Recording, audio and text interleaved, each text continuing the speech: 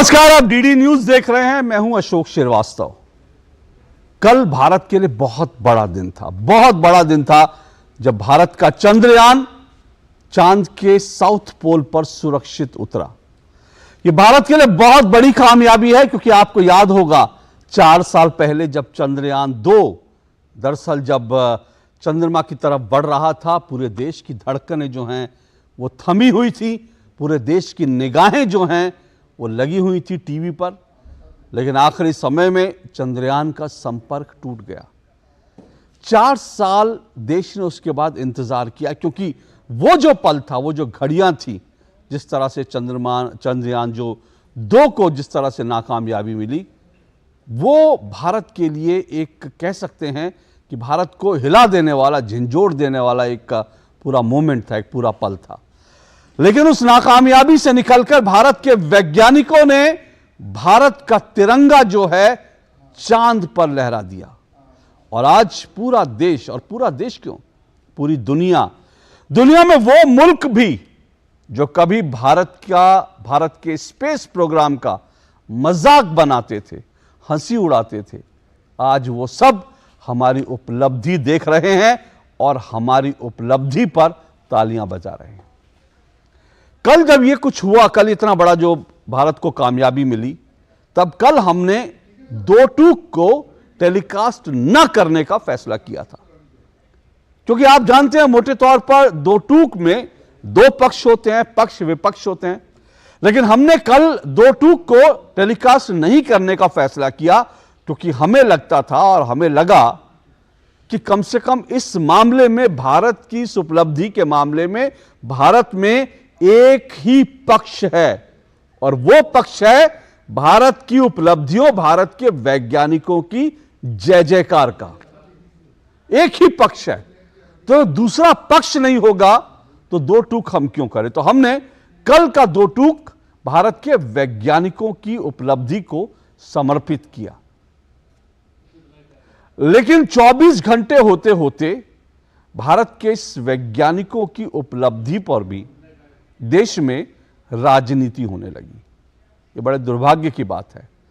भारत का ये जो मून मिशन है, भारत की इतनी बड़ी कामयाबी, इस पर देश में राजनीति होने लगी। और कैसी कैसी राजनीति हो रही है आप देखिए। और राजनीति ये हो रही है कि चांद पर है चंद्रयान, दूसरी तरफ धरती पर है घमासान। 2 टूक में आज हम इसी पर चर्चा करेंगे। चांद पर चंद्रयान, धरती पर घमासान, इसी पर आज 2 टूक में चर्चा होगी, 2 टूक में बात होगी।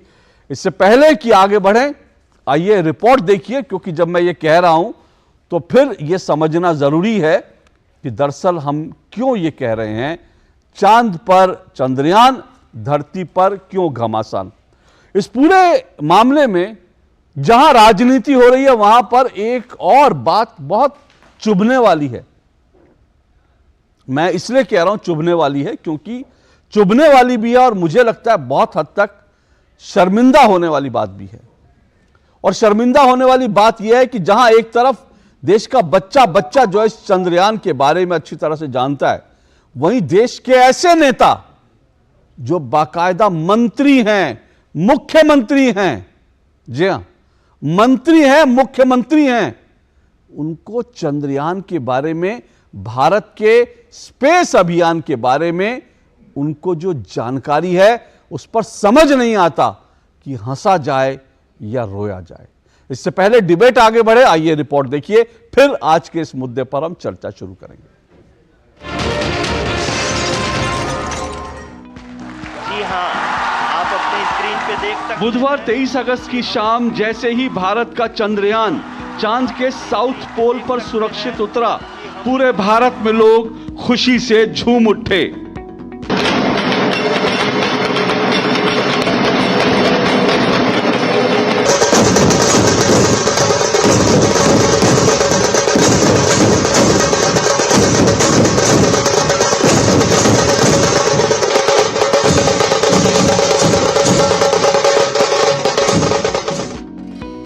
हर तरफ तिरंगा थामे भारत माता की जय और इसरो की जय घोष के लोग नारे लगा रहे थे।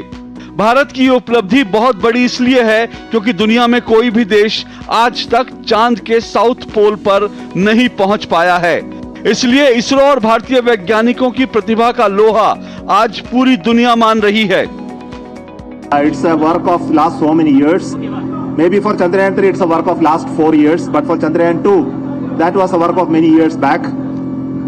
And the learning that we got from Chandrayaan 2 of our unsuccessful attempt to soft land has really helped us in perfecting the methodology and also to have large number of experiments tests to prove the process of landing, and it has paid dividends today. Honorable Prime Minister has mentioned, it is not Chandrayaan 3 alone, it is for future scientific exploratory missions. This is the beginning of a golden era. That is a message I get from what our Prime Minister told. ये क्षण अभूतपूर्व है। ये क्षण विकसित भारत के शंखनाद का है। ये क्षण नए भारत के जयघोष का है।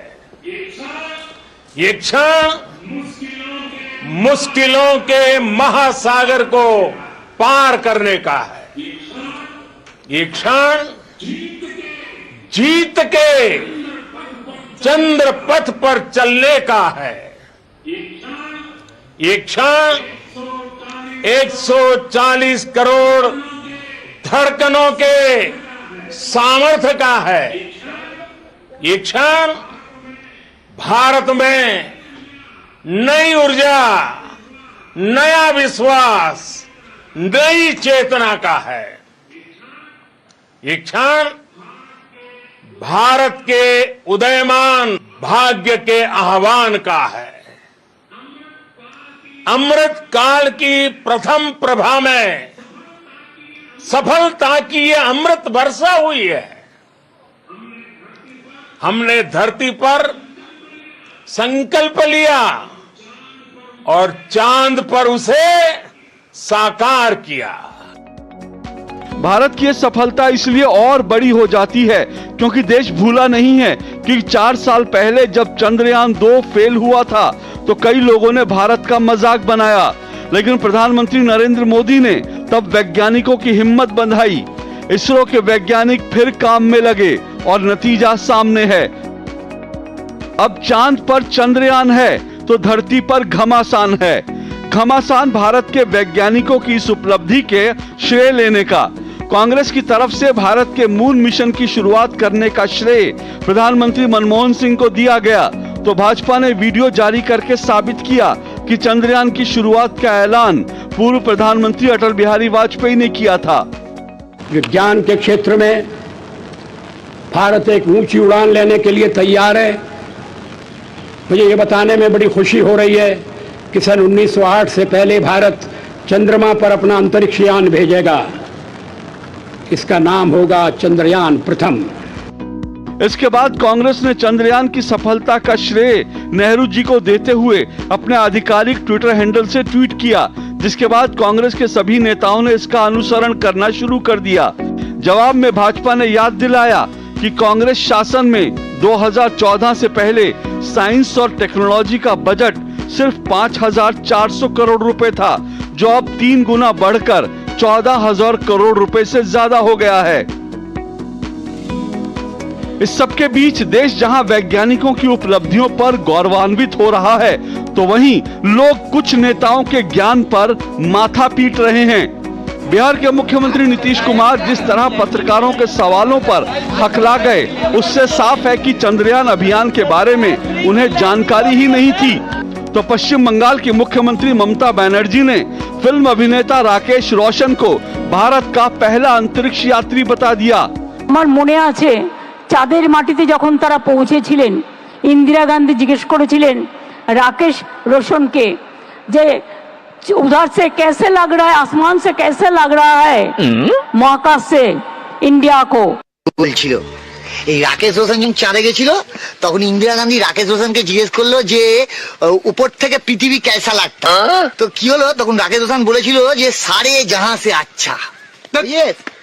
আরে রাকেশ রোশন তো ঋতিক রোশনের বাবা, সে চাঁদে যাবে কি করে? ও রাকেশ শর্মা মহাকাশ গিয়েছিল। এই এই দিদি যখন বলেছে রাকেশ রোশন তখন রাকেশ রোশনই, বুঝেছেন?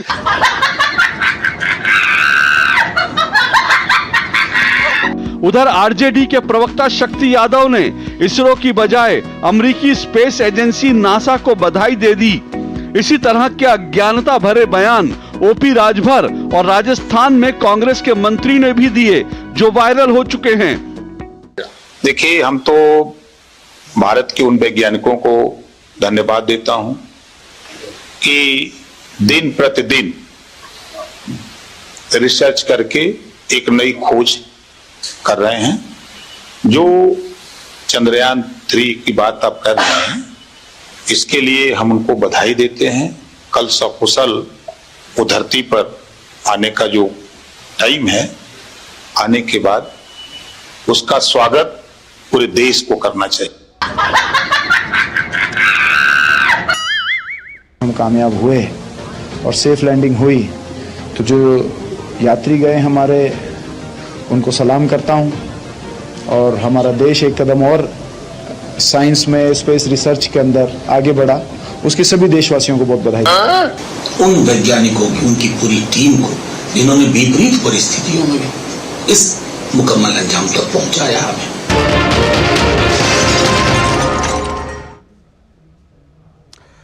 तो ये आपने रिपोर्ट देखी और इसी को लेकर आज की चर्चा, आज की डिबेट करेंगे। लेकिन उससे पहले एक छोटी सी बात जरूर कहना चाहता हूं कि नेताओं का ज्ञान देखकर क्या लगता है आपको? ये दरअसल आज अगर भारत के नेता जो मुख्यमंत्री के पद पर बैठे हैं, उनको भी इस बारे में जो है अगर ज्ञान नहीं, तो इसका मतलब ये है कि आजादी के बाद हमने विज्ञान और तकनीकी यानी साइंस और टेक्नोलॉजी को, शोध को हमने देश में इसको बढ़ावा नहीं दिया। हमने इसको बिल्कुल साइड में कर दिया, जैसे इंपॉर्टेंट नहीं। और उसी का नतीजा है कि आज जो मुख्यमंत्री के पद पर बैठे लोग हैं, मंत्री बने हुए हैं, उनको पता नहीं कि साइंस और टेक्नोलॉजी के क्षेत्र में क्या हो रहा है। अब इसका श्रेय किससे दिया जाए मुझे नहीं मालूम। लेकिन मेरा आज का सवाल, जिस पर आज की चर्चा को शुरू करेंगे, वो आपके सामने है। आज दो टूक में मेरा सवाल, जिस पर आज की चर्चा, आज की डिबेट को आगे बढ़ाएंगे, वो मेरा सवाल है, सफल हुआ चंद्रयान अभियान पर श्रेय लेने के लिए क्यों हो रहा है राजनीतिक घमासान? जी हां, सफल हुआ चंद्रयान अभियान पर श्रेय लेने के लिए क्यों हो रहा है राजनीतिक घमासान? ये मेरा सवाल है और इस पर चर्चा करने के लिए मेरे साथ 3 मेहमान जुड़े हैं। आइए तीनों मेहमानों का परिचय करवा दूं। मेरे साथ संजू वर्मा जुड़ी हैं, बीजेपी की राष्ट्रीय प्रवक्ता हैं संजू वर्मा। मेरे साथ राहुल लाल जी जुड़ चुके हैं, कांग्रेस समर्थक राजनीतिक विश्लेषक हैं राहुल लाल। और मेरे साथ अवधेश कुमार जी, वरिष्ठ पत्रकार हैं, स्तंभकार हैं। आप तीनों मेहमानों का बहुत बहुत शुक्रिया और स्वागत। मैं शुरुआत करता हूं संजू वर्मा जी आपसे। संजू वर्मा जी, कांग्रेस ये कह रही है कि भाई ये जो आज जो उपलब्धि भारत को मिली है, अगर स्पेस अभियान हमारा चंद्रयान जो है सफलता से पहुंचा है, तो इसकी नींव जो है वो दरअसल नेहरू जी ने रखी थी। तो अगर वो ये कह रहे हैं, तो इसमें अगर हम देखेंगे तो टेक्निकल रूप से या तथ्यात्मक रूप से तो कुछ गलत नहीं है। तो फिर इसको आप श्रेय लेना बीजेपी क्यों कह रही है? अशोक जी, कुछ तथ्य आपके समक्ष रखना चाहती हूं। पहली बात तो ये, जैसे कि आपने अपने इंट्रोडक्शन में भी बताया अपने दर्शकों को, 1999 में अटल बिहारी वाजपेयी ने सोमायान लूनर मिशन का नाम बदलकर इसको चंद्रयान का नाम दिया था। पहले इसका नाम सोमायान था। अटल बिहारी वाजपेयी ने कहा नहीं, भारत की बढ़ती हुई विकास यात्रा को मद्देनजर रखते हुए सोमायान की बजाय चंद्रयान इसका नाम होना चाहिए।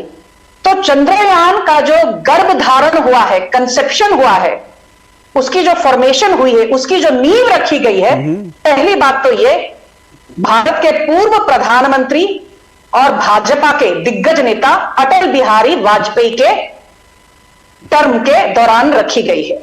दूसरी बात, मैं ये बिल्कुल झुठलाती नहीं हूं कि चंद्रयान 1 ये 2008 में एक सक्सेसफुल मिशन था और भाजपा ने कभी इससे इंकार नहीं किया। पर मजे की बात यह है कि जब चंद्रयान 2 2019 में ल्यूनर लैंडिंग, मून पर लैंडिंग, चंद्रमा पर लैंडिंग करने में असफल रहा, मुझे याद है क्या कांग्रेस, क्या आरजेडी, क्या टीएमसी, क्या डीएमके, सभी नेताओं ने एक साथ एकजुट एक आदमी पर बार बार तंज कसे, बार बार पॉटशॉट लिए, बार बार लांछन लगाए, वो थे भारत के प्रधानमंत्री नरेंद्र मोदी। उन्होंने कहा नरेंद्र मोदी ने ऐसा नहीं किया, वैसा नहीं किया, इसलिए चंद्रयान 2 आज फेल हो चुका है। जब आप चंद्रयान 2 के फेलियर का सारा टीकरा नरेंद्र मोदी के सर पर फोड़ सकते हैं, तो उसी मापदंड, उसी पैमाने के चलते, उसी यार्डस्टिक के चलते चंद्रयान 3 का जो अभी जो इतनी बहुमूल्य सक्सेस स्टोरी है, उसका श्रेय नरेंद्र मोदी को देने से भला इतनी संकोच क्यों? पहला पॉइंट मेरा वो है। और बड़ी जल्दी आपको एक चीज बताऊंगी। मैं हाल ही में कुछ डिबेट्स पर थी और कांग्रेस के प्रवक्ता ये कहते आ रहे हैं कि इसरो की जो फंड एलोकेशन है वो मोदी सरकार ने कम कर दी और बड़ी मुश्किल से इसरो साइंटिफिक रिसर्च कर पा रहा है, और ये कंप्लीटली झूठ और तथ्यहीन है। 2011-12, 2012-13, 2013-14 नरेंद्र मोदी के प्रधानमंत्री बनने से पहले आपको जानकर ताज्जुब होगा, इसरो की जो एवरेज फंडिंग उसको सरकार से मिलती थी, हर बजट में इसरो के लिए फंड रखे जाते हैं, स्पेशल तरीके से बजटरी एलोकेशन होता है, वो आज तक कभी 5,600 करोड़ से ज्यादा नहीं हुआ एवरेज। और आज वो एवरेज है 13,200 करोड़ सालाना। मतलब पिछले 9 सालों में आप यदि 13,000 नहीं, आप 10,000 का भी एवरेज पकड़ के चले, मतलब 90,000 करोड़ की फंडिंग इसरो को मोदी सरकार के द्वारा मिली थी, जबकि कांग्रेस के 10 सालों में शायद मुश्किल से 40-50 हजार भी ना मिली हो, क्योंकि आपको पता वहां तो सारे मिडिलमैन ले जाते हैं। 100 रुपए में से 85 रुपए पहुंचते हैं जहां पहुंचने हैं वो मिडिलमैन के पास, और बाकी 15 रुपए जो होते हैं वो अपनी डेस्टिनेशन में पहुंचते हैं। तो कहने का तात्पर्य यह है कि फंडिंग का मामला हो, पॉलिटिकल लीडरशिप का मामला हो, इसरो को सपोर्ट देने का मामला हो, चंद्रयान का गर्भधारण और कंसेप्शन की बात हो, सारा श्रेय या तो बीजेपी या तो नरेंद्र मोदी की सरकार को। और बस 20 सेकंड लूंगी।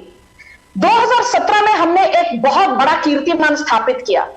हम वर्ल्ड के, विश्व के सबसे बड़ा ऐसी कंट्री बने जिसने एक साथ एक समय में साइमल्टेनियसली 104 सैटेलाइट्स लॉन्च की।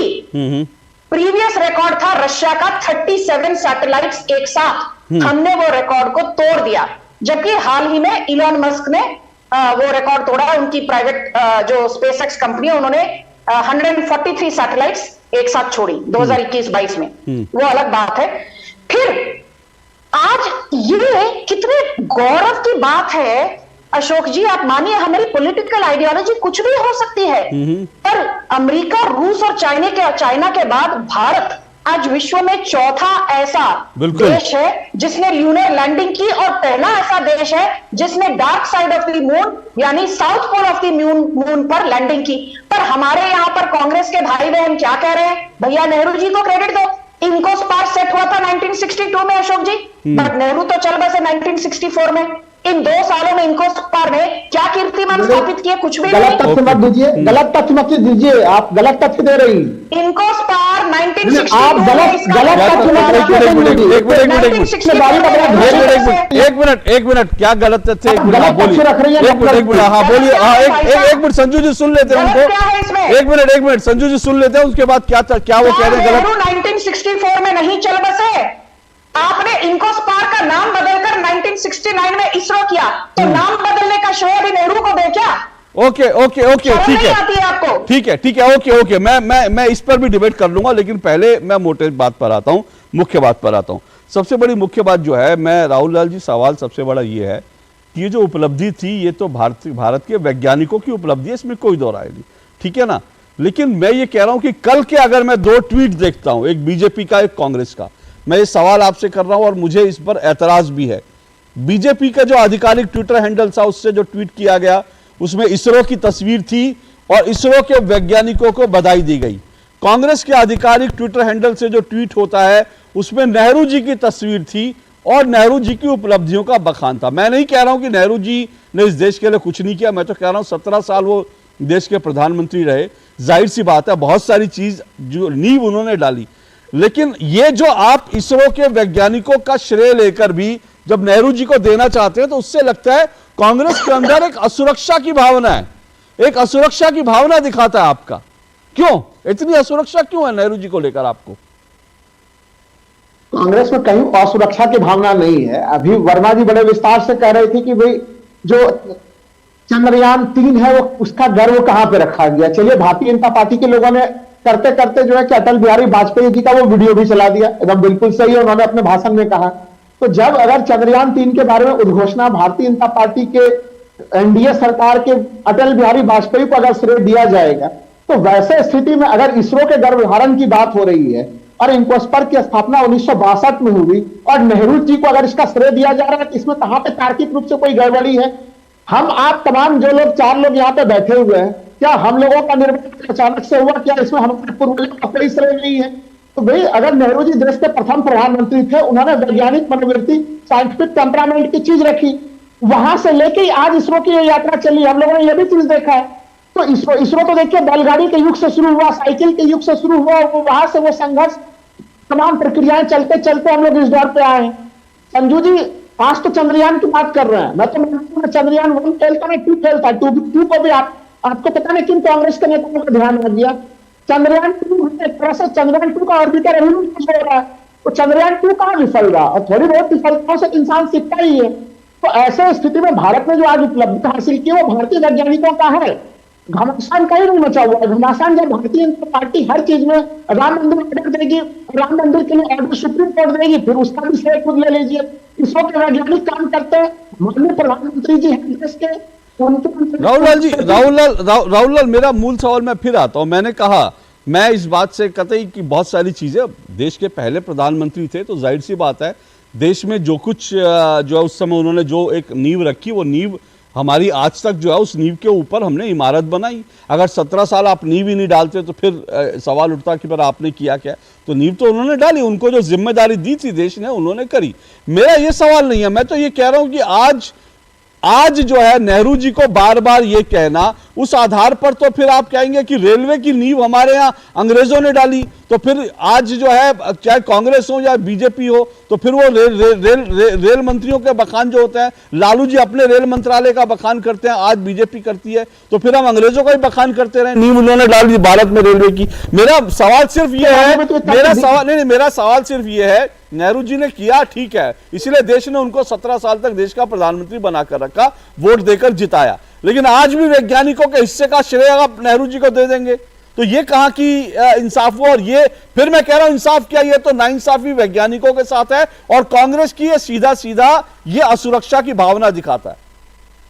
बिल्कुल नहीं है। देखिए, और नाइंसाफी तो कल वैज्ञानिकों के साथ हुई और देश के जो 140 करोड़ जनता है उनके साथ में, जब पूरा देश टकटकी लगा के इसरो के वेबसाइट को खोल के तमाम टीवी चैनल को देख रहा था और उस समय जब तमाम हम लोग इंतजार कर रहे थे कि किस तरह से लैंडर जो है कि धरती पे उतर रहे हैं, 60 मीटर ऊंचाई पे जब था तब तक वो प्रधानमंत्री स्क्रीन पर प्रकट हो जाते हैं, आधे स्क्रीन पे प्रधानमंत्री, और जिस लैंडर को देखने के लिए पूरी दुनिया लग रही थी वो आधे स्क्रीन पे आ जाता है। तो प्रधानमंत्री कम से कम लैंडर के उतर जाने तक इंतजार कर लेते हैं स्क्रीन पे आने से पहले। लेकिन ठीक है, अच्छी बात है, प्रधानमंत्री जी का बहुत श्रेय लेना, उन्होंने वो श्रेय ले लिया, लेकिन देश की 140 करोड़ जनता जानती है कि अगर इसरो की नींव 1962 में नहीं रखी जाती अरे राहुल लाल जी, मैं नींव रखने की बात नहीं कर रहा, मैं नहीं कह रहा, मैंने इससे इनकार किया, आप तीसरी चौथी बार बोल रहे हैं, मैं भी तीसरी बार बोल रहा हूं, नींव रखी ठीक है, पर नींव रखी तो इसका मतलब क्या है कि पूरी बिल्डिंग पर आप जो अपना नाम पुतवा देंगे?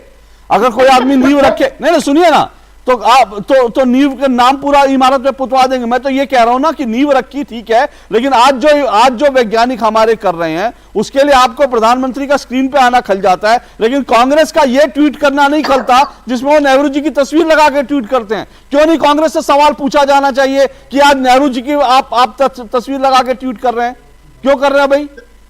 वो हमारे देश के प्रथम प्रधानमंत्री, वो आपके हमारे सबों के प्रथम प्रधानमंत्री हैं।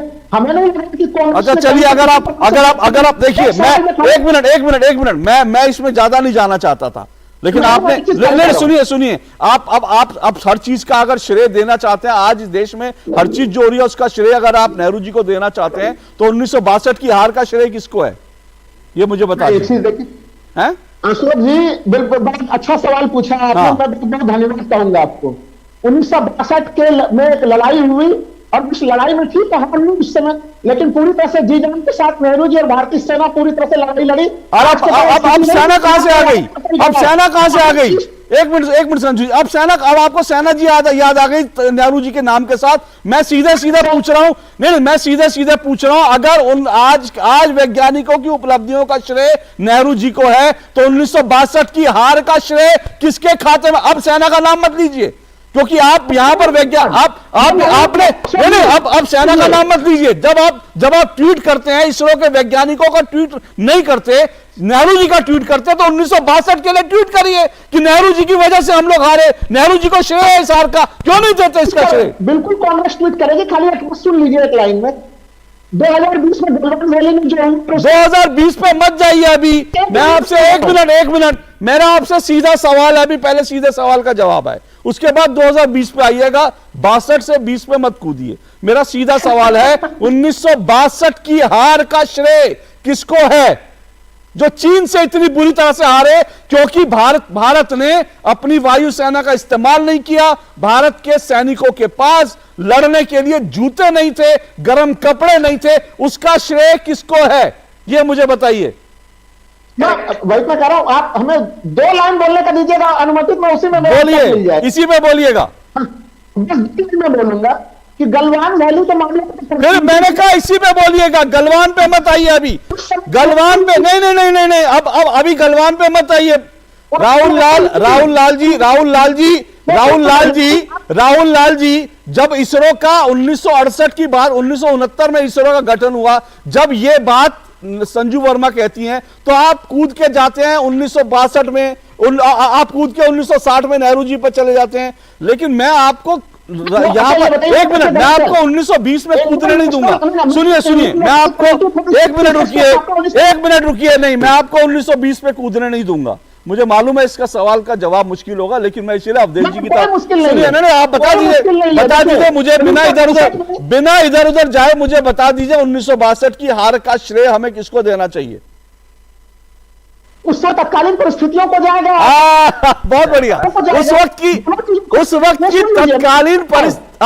सुनिए, अब एक मिनट अब रुकिए सर, एक मिनट सर, अब यही दिक्कत एक मिनट सुनिए सर, एक मिनट मुझे डिबेट आगे बढ़ाने दीजिए।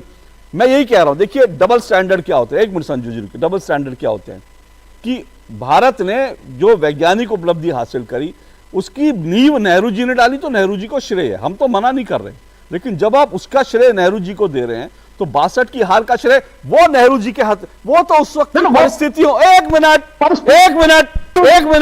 वो उस वक्त की परिस्थितियों का था। लेकिन मैं एक बात और कह दूं, फिर मैं अवधेश जी आपके पास आ रहा हूं। ये जो कहा जाता है, तस्वीर दिखाई जाती है, जिसका अभी राहुल लाल जी ने भी जिक्र किया कि भैया भारत का स्पेस प्रोग्राम कितनी मुश्किल हो, इसमें कोई दो राय नहीं। भारत के स्पेस प्रोग्राम की शुरुआत साइकिल पे हुई, बैलगाड़ी पे हुई।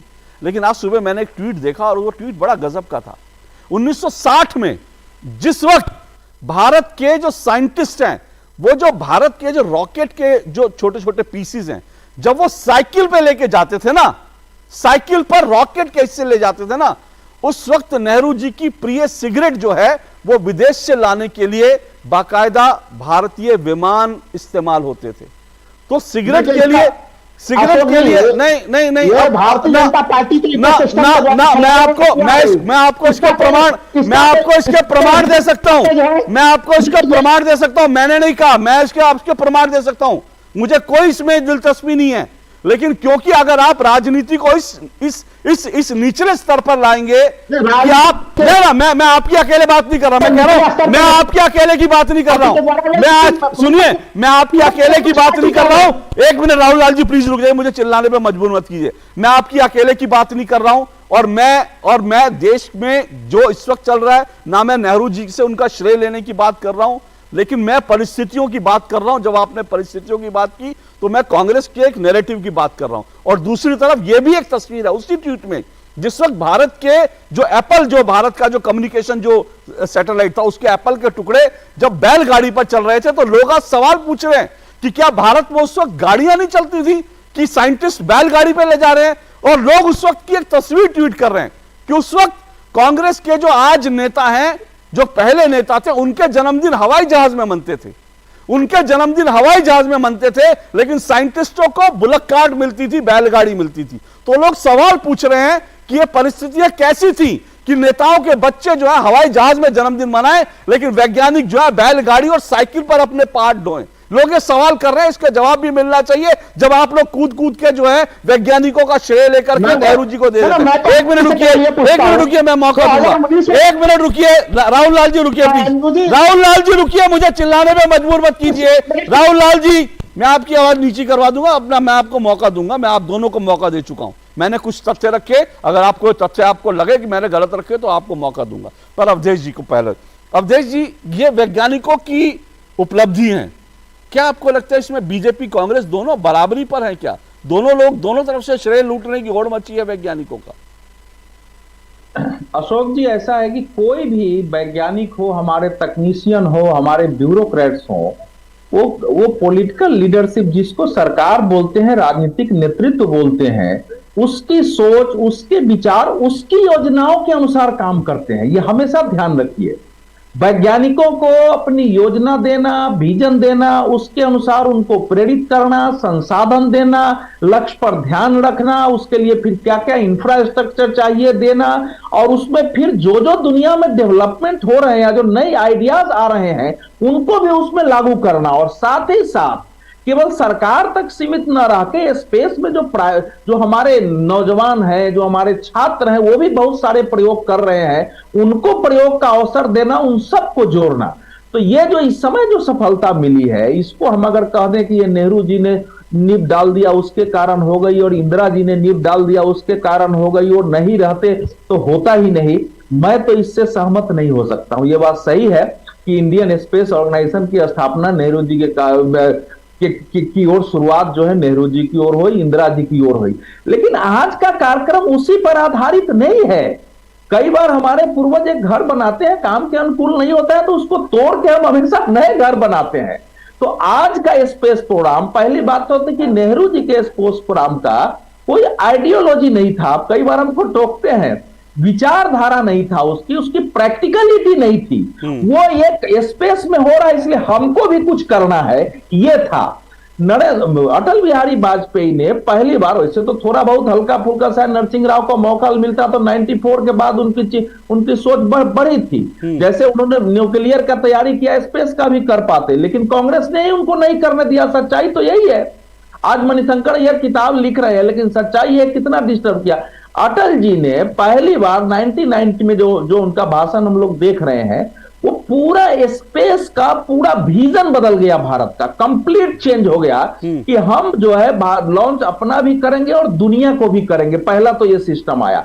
4 पिलर पर हमारा जो है टोटल स्पेस प्रोग्राम आज का निर्भर है, जिसका न तो इंदिरा गांधी से कोई लेना है और न नेहरू जी से लेना है। ये नहीं है कि उन्होंने उस समय कुछ नहीं किया। मैं जो है दूसरी बात, पहला ये है कि स्पेस दुनिया का, चाहे अमेरिका का जो नासा है, वो मोस्टली प्राइवेट सेक्टर पर निर्भर है, वो सरकारी नहीं है। वो ये ध्यान रखना चाहिए।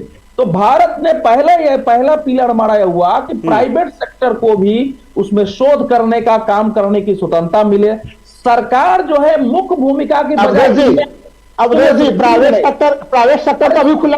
मंगलयान का प्रोजेक्ट कब लॉन्च हो गया? अरे भैया जरा पहले पूरी बात आप बहुत एक मिनट रुकिएगा, अभी रुकिएगा आप तीनों रुकिए। मैं एक ब्रेक ले रहा हूँ, ब्रेक के बाद आता हूँ। मैं आता हूँ, रुकिए, मैं आता हूँ। मुझे ब्रेक लेना, समय का भी मुझे ध्यान रखना है। मैं आ रहा हूँ, संजू जी आपके पास भी आ रहा हूँ। इस छोटे से ब्रेक के बाद ये डिबेट जारी रहेगी। मैं फिर कह रहा हूँ भैया, श्रेय जो है इस देश की जितनी सरकारें, जितने प्रधानमंत्री, सबको श्रेय है भाई, सबको नमन है। लेकिन आप जब घूम फिर के हर चीज का श्रेय एक व्यक्ति को देते हैं तो थोड़ा सा लगता है कि भाई कहीं ना कहीं असुरक्षा की भावना है। वो क्यों है? मैं आऊंगा इस पर, इस छोटे से ब्रेक के बाद।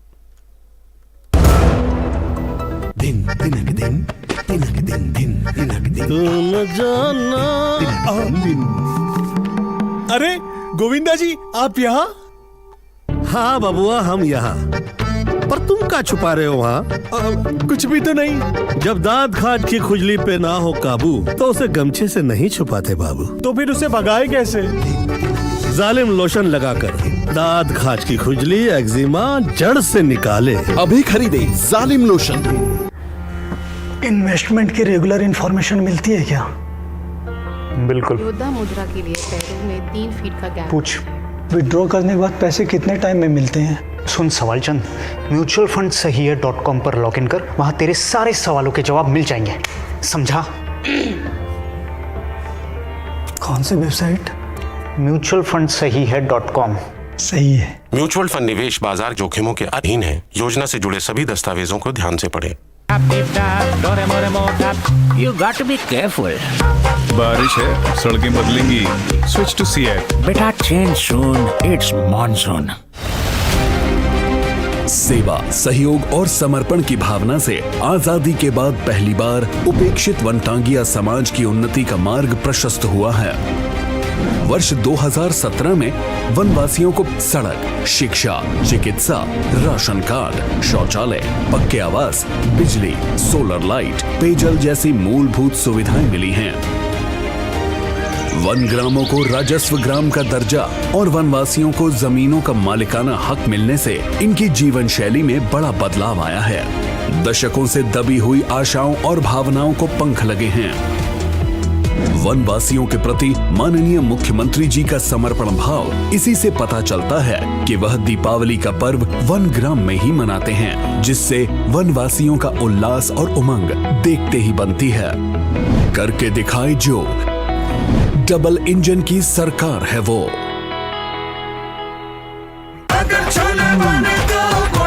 गोल्डी छोले मसाले, जहाँ जाए रिश्ते बनाए, जहाँ जाए रिश्ते बनाए, गोल्डी मसाले।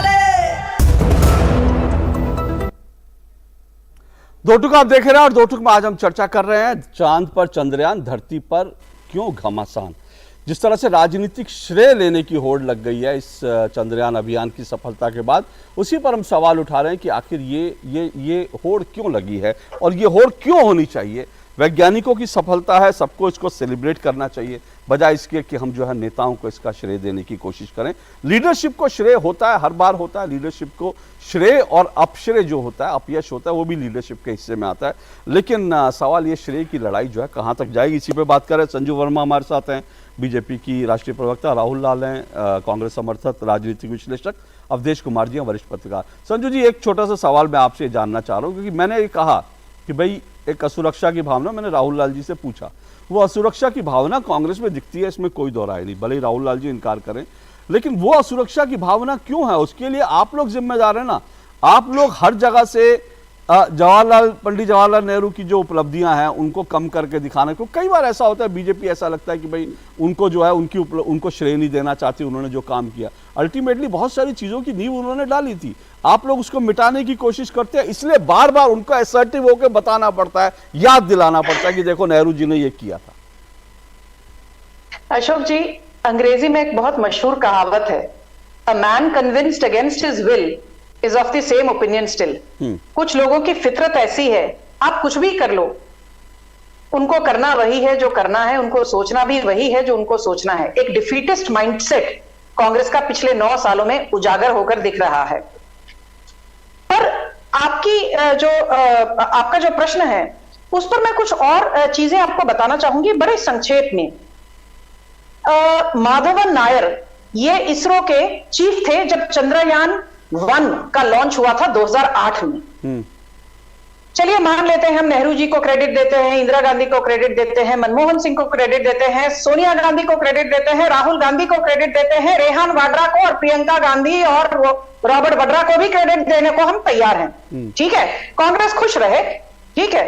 अभी मेरा एक सवाल है, माधवन नायर जो चंद्रयान 1 के दौरान इसरो के चीफ थे और आप जून 13, 2019 कोई भी अखबार, Hindustan times, the Hindu, times of India, Dainik Jagran, कहीं पर आप यदि सर्च करें गूगल में आपको मिलेगा, माधवन नायर ने पब्लिकली ये कहा है। और बड़े सोचने वाली बात है आपके दर्शकों को और मुझे तो जानकर ताज्जुब हुआ, मुझे ये जानकारी थी नहीं। माधवन नायर ने कहा कि चंद्रयान 2 का जो गर्भधारण कंसेप्शन था ये 2009 में हमने शुरू कर दिया था। और उन्होंने ये कहा है, पब्लिक डोमेन में है ये, उन्होंने कहा पर किसी कारण से, और ये कारण कांग्रेस की टॉप लीडरशिप ने उस वक्त बताना जायज नहीं समझा, 2012 में चंद्रयान 2 का जो प्रोजेक्ट था ये पूरा का पूरा खारिज कर दिया। उन्होंने यहां तक कहा कि यदि चंद्रयान 2 2012 में खारिज ना होता तो 2019 क्या, ये 2011-12 में चंद्रयान 2 की लॉन्च हो सकती थी। इसके बाद माधवन नायर पर बहुत लांछन लगाए गए। कांग्रेस की टॉप ब्रास ने कहा माधवन नायर ऐसे हैं वैसे हैं। तो पहली बात तो ये। दूसरी बात, के कस्तूरी रंगन ये भी पूर्व इसरो के अध्यक्ष, पूर्व इसरो के चीफ रह चुके हैं, इनका बीजेपी से कोई लेना देना नहीं है। के कस्तूरी रंगन ने यहां तक कहा है कि यदि ल्यूनर मिशन ऑफ इंडिया का श्रेय और इसका जो कंसेप्शन है, इसका जो गर्भधारण है, इसकी पूरी जो सोच है, नींव रखने की जो बात है, इसका श्रेय यदि किसी को जाता है तो वो अटल बिहारी वाजपेयी को। उन्होंने तब चंद्रयान के बारे में कंसेप्शन किया जब किसी को इसका इल्म तक नहीं था।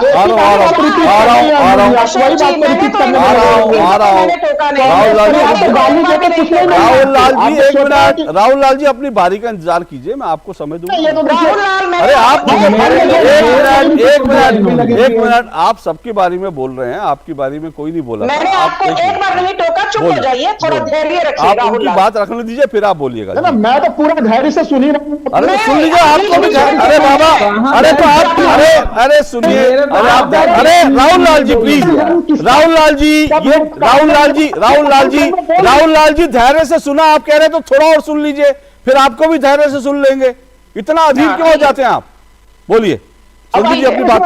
अरे फिर वही बात है, फिर वही जरूरी है। राहुल लाल जी, मैं आपकी आवाज नीचे करवा दूंगा, आप ऐसे बीच बीच में बोलेंगे तो ये तरीका नहीं है। उनकी बात पूरी हो जाए, मैं आपको समय दूंगा, मैं आपको कह रहा हूं समय दूंगा। अननेसेसरी हम लोग इसमें ही समय वेस्ट खराब करते हैं।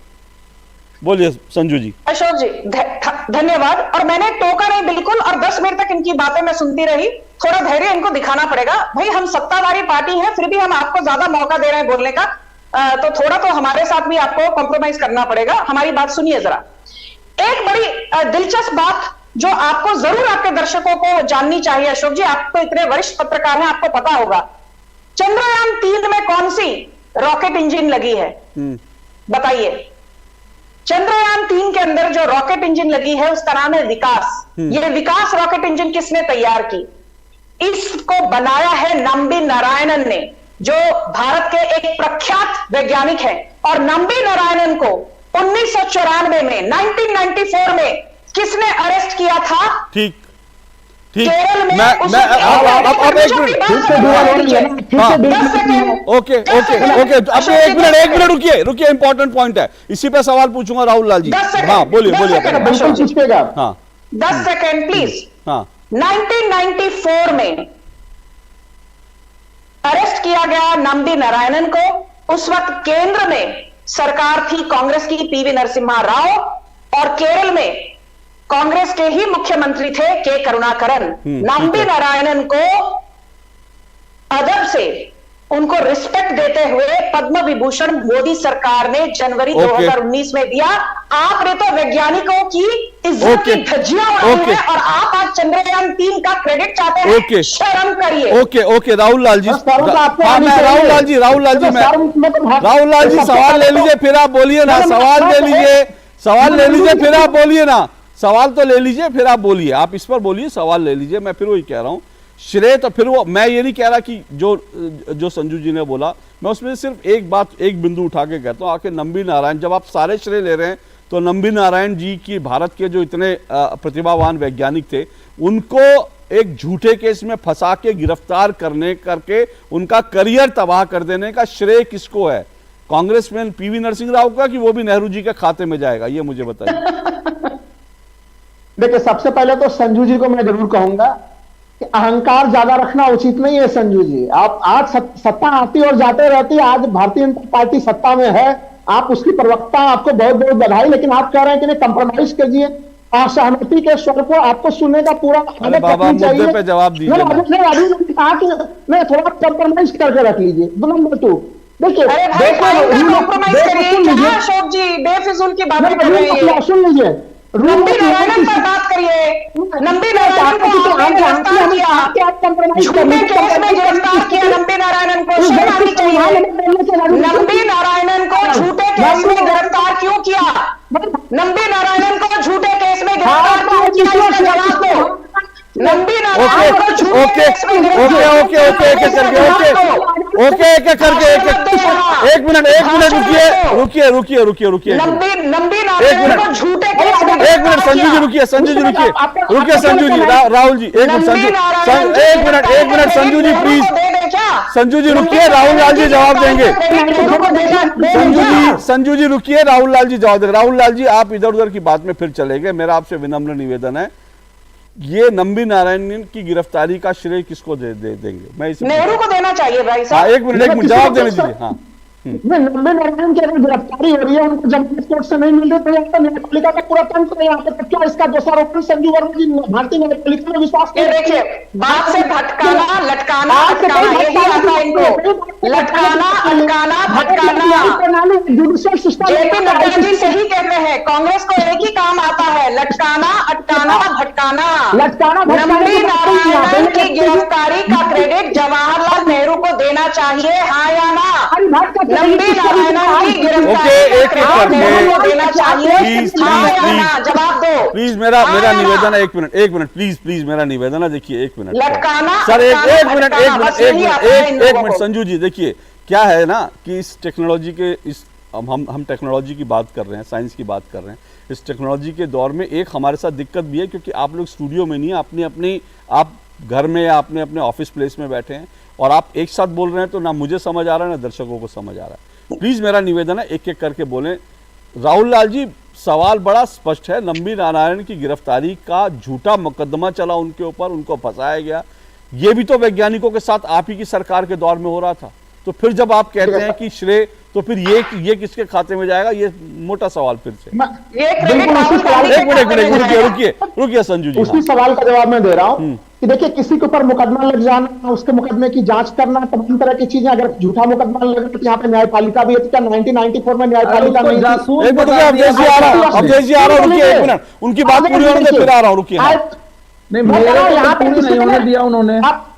आईपीसी और सीआरपीसी की तमाम धाराएं, अगर झूठी आरोप लगी तो क्या उनके पास न्यायालय जाएगा? राहुल लाल जी, तो इसमें देखिए राहुल लाल जी एक मिनट अब सुनिए। राहुल लाल जी एक मिनट राहुल लाल जी, मुझे पता तकलीफ किस बात की है। तकलीफ इस बात की है कि आज अगर जो है कांग्रेस के किसी नेता, आज कांग्रेस और पूरा विपक्ष ईडी गलत धाराएं लगा रही है, गलत पकड़ रही है, तब तो आप लोग जो है हल्ला मचा देते हैं। कांग्रेस जो टीएमसी के नेताओं के घर से जो है बड़े बड़े नोट मिलते हैं, कांग्रेस नेताओं के जो है घपले पकड़े जाते हैं, तब आप कहते हैं कि भाई देखिए, तब तो आप नहीं कहते कि सीआरपीसी और कानून अपना काम कर रहा है, तब आप कहते हैं, एक मिनट रुकिए, तब आप कहते हैं हमको फंसाया जा रहा है। लेकिन एक वैज्ञानिक की जिंदगी आपने बर्बाद कर दी है, और उसके लिए कह रहे हैं सीआरपीसी का था, उसमें हम क्या कर सकते हैं, कानून काम कर रहा था। ये सुनिए मेरी बात, एक मिनट रुकिए, ये सब जानते हैं, ये बात फैक्चुअली आप कोई प्रूव कर पाए नहीं कर पाए, ये सब जानते हैं कि भारत के बाहर की कुछ ताकतें बाकायदा भारत के जो स्पेस कार्यक्रम था उसको उन्होंने ध्वस्त करने के लिए भारत अपना अंतरिक्ष अभियान आगे न चला पाए, इस अभियान के तहत नंबी नारायणन को गिरफ्तार किया गया। और इसी अभियान के तहत, रुकिए, इसी अभियान के तहत अगर आप जाएंगे तो बड़े सारे हमारे वैज्ञानिक जो हैं वो रहस्यमय परिस्थितियों में उनकी मौत भी हुई है। बहुत सारे वैज्ञानिकों की मौत हुई है रहस्यमय परिस्थितियों में। तो सवाल ये उठता है इसका श्रेय किसके खाते में जाता है? इसका श्रेय भी कोई लेगा कि नहीं लेगा? रुकिए एक मिनट, अब सुनिए, अब मैं देखिए मैं इतना चिल्लाना नहीं चाहता, प्लीज अगर राहुल लाल जी बीच में बोले उनकी आवाज डाउन कर दीजिए, मैं नहीं चिल्लाना चाहता। तथ्यों की तरह से बात कीजिए प्लीज।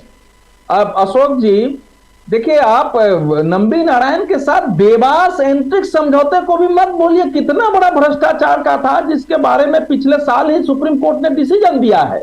वो अंतरिक्ष से जुड़ा ही कार्यक्रम था, और पूरा कैसे उसके पीछे भ्रष्टाचार था।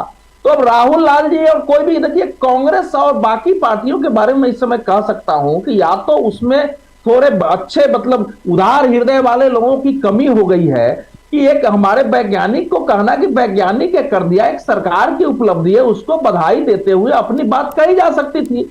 लेकिन यहां तो समस्या यह है कि एक व्यक्ति को, एक विचारधारा को, एक संगठन को आपने दुनिया भर में यह साबित करने की कोशिश की है कि इस संगठन का डेवलपमेंट से, प्रोग्रेसिवनेस से कोई मतलब नहीं है, ये तो फासिस्ट संगठन है, ये तो एंटी मुस्लिम है, ये तो हमेशा पुराने इतिहास को खोदने में लगा रहता है। आपने एक नफरत पैदा किया है, तो अब उसकी उपलब्धि को स्वीकार करने में समस्या होती है। उन्होंने ऐसा काम किया ये आपकी बात नहीं है भैया, आप कांग्रेस नहीं है, आप कांग्रेस, मैं कांग्रेस की बात नहीं करते हैं। आप बीच में मुझे पहले एक ब्रेक और ले रहा हूं, मुझे ब्रेक लेना है, मुझे समय सीमाओं में बंद कर चलना है। मैं पहले भी 1 मिनट बोला, 1 मिनट आ रहा हूं जी, ब्रेक के बाद आप ही के पास आऊंगा। ब्रेक मैं पहले भी 1 मिनट बोला।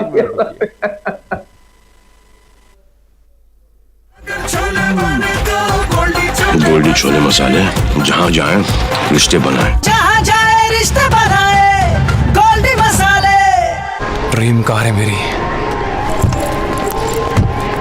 म्यूचुअल फंड से इस ड्रीम को अपना गोल बना ले। तो पैसे नहीं यार मेरे पास। देख, लाइफ में तेरा जो भी गोल हो, बड़ा या छोटा, उसके लिए हर महीने अलग अलग SIP में इन्वेस्ट कर। जितना बड़ा गोल उतना बड़ा अमाउंट और उतना ज्यादा टाइम। ये तो सही है। म्यूचुअल फंड निवेश बाजार जोखिमों के अधीन है। योजना से जुड़े सभी दस्तावेजों को ध्यान से पढ़ें। सेवा, सहयोग और समर्पण की भावना से आजादी के बाद पहली बार उपेक्षित वनटांगिया समाज की उन्नति का मार्ग प्रशस्त हुआ है। वर्ष 2017 में वनवासियों को सड़क, शिक्षा, चिकित्सा, राशन कार्ड, शौचालय, पक्के आवास, बिजली, सोलर लाइट, पेयजल जैसी मूलभूत सुविधाएं मिली हैं। वन ग्रामों को राजस्व ग्राम का दर्जा और वनवासियों को जमीनों का मालिकाना हक मिलने से इनकी जीवन शैली में बड़ा बदलाव आया है। दशकों से दबी हुई आशाओं और भावनाओं को पंख लगे हैं।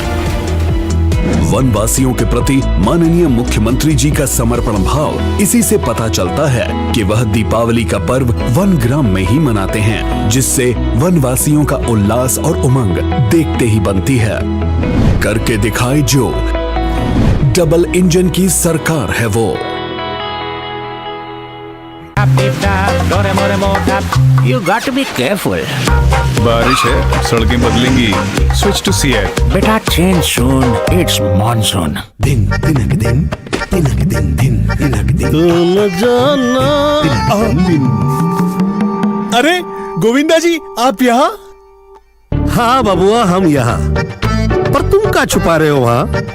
कुछ भी तो नहीं। जब दांत खाज की खुजली पे ना हो काबू तो उसे गमछे से नहीं छुपाते बाबू। तो फिर उसे भगाए कैसे?